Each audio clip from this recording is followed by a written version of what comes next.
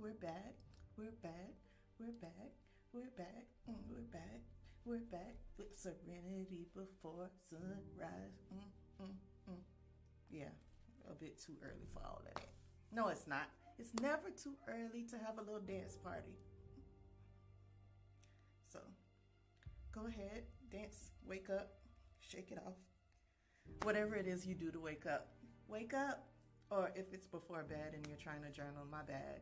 Don't get crunk before bed because it may take a little bit to wind back down. But either way, I am so glad you are joining me. If this is the first time you are joining me in my foolishness, I'm so glad you're here. My name is Sophia Antoine. I am a life coach. Today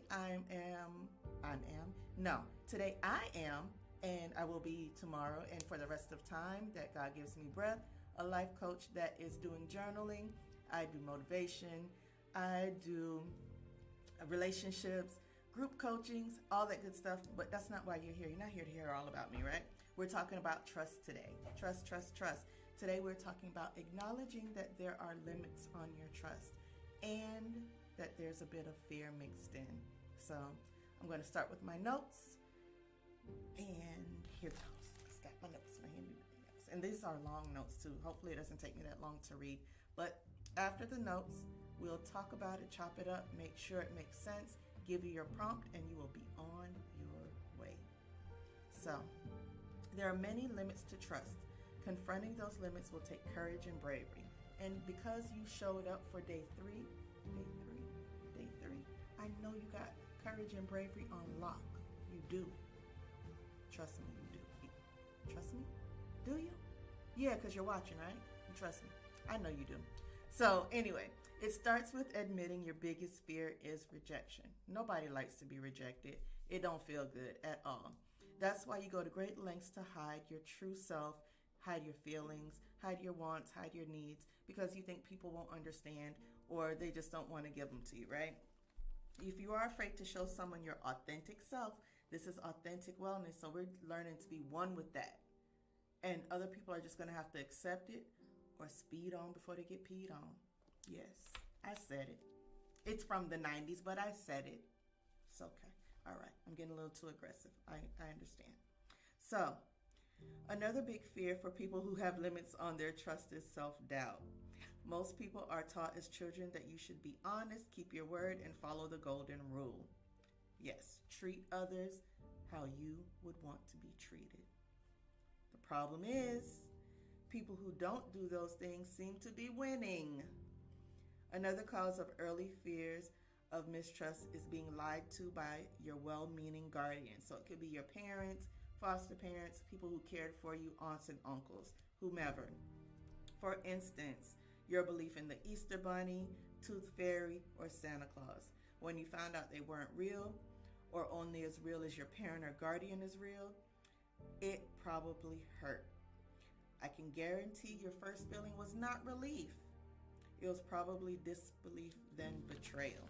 Because here you are, you thinking this tiny little lady was fluttering around, stealing teeth from up under your pillow and leaving you some big, big money, when in fact it was your mom or your dad or your auntie, your uncle, your foster parent, or whomever it is that helped raise you or fostered that for you.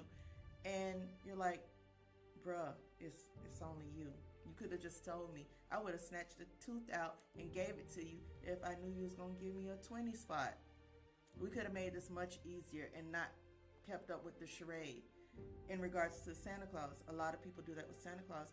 And unfortunately, you don't even get the chance most times to tell the children, or you weren't told by your parent. You were told by some other kid that was probably just trying to be mean. So that was a double blow. That's where a little bit of the mistrusting of parents come in, but not to say I'm any better or anything like that. I needed my kids to know that I was going to work all these overtime hours so I can buy this stuff. If I'm bringing in food, I'm paying for lights, I'm paying for water, I will be good and goddamn if they were going to think somebody was coming through a chimney and putting gifts up under that tree. No, boo. I did that. Daddy did that. My parents did that. Ain't no Santa Claus in this house. No, sir. But I also made sure they learned not to ruin those things for other children too. So you probably wondered why you were lied to for so long. If they were lied to you about this, what else could they be lying about? So that kind of fostered that mistrust in people. This sets the stage for the mistrust in your life. Add to that children or other young people who've been molested, abused, neglected, ignored, shamed, or abandoned. Definitely trust issues with those things.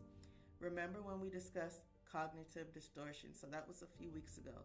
Even if one person that unintentionally makes you feel a negative emotion, you may categorize them as an abuser or an abandoner based on your previous experiences. That's a lot. That's a lot. But it gives you, again, a foundation to find out where this mistrust came from, where all of this started, where it stemmed from. So I am asking you today to dig deep in regards to this prompt, because take time to think about your limits of trust. Write them down in your journal. How did you survive these limits? Did they affect your relationships? Are you ready to move forward? What does moving forward look like for you? So we have to map this all out. I'm going to repeat it, and you can rewind again because this is definitely available for replay. But take time to think about your limits of trust. Write them down in your journal. How did you survive with these limits? How did you use them to your benefit? Is what that question is asking. How did you use them to protect yourself? Because each time your trust got broken or shattered, you put up another brick. It's another brick in your wall of mistrust. Did they affect your relationships? Of course they did. Tell me how. Not really tell me, but tell your journal how. You're welcome to tell me, but I want it to be as comfortable for you as possible. Are you ready to move forward? Again, if you're not ready, that's okay. What does this look like for you? If you are ready to move forward, what does it look like for you? Write it out. It could be a goal. It can be a dream. You don't have to commit to doing anything you write down, but just write down what it would look like for you if everything was okay in regards to the realm of trust. All right?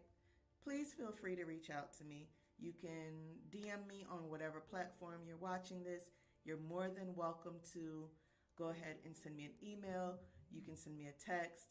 You can go to bit.ly/connectwithcoach, all one word, all lowercase, and connect with me there.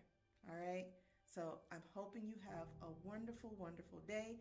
Or if you're getting ready for bed and wanted to do a little journaling before, I hope you have sweet dreams. I don't know when you're watching this. I'm just glad you're watching this. All right? So take care of yourself. Do me a favor. Do yourself a favor. Drink your water. Take your vitamins. Throw some exercise on in that mix, okay? Just wake up about 30 to 45 minutes earlier and get your heart rate pumping and get some sweat flowing. That movement of your body can work wonders for your day. All right? Last but not least, mind your business. And if you're new here, don't know what mind your business means, it means taking care of your physical, your spiritual, your mental, any type of health that you see fit. Take care of it. That's minding your business, because you have to be the best for yourself and for those who depend on you. I hope you have a wonderful day, night, afternoon, whenever you're watching, and I'll see you in the next video.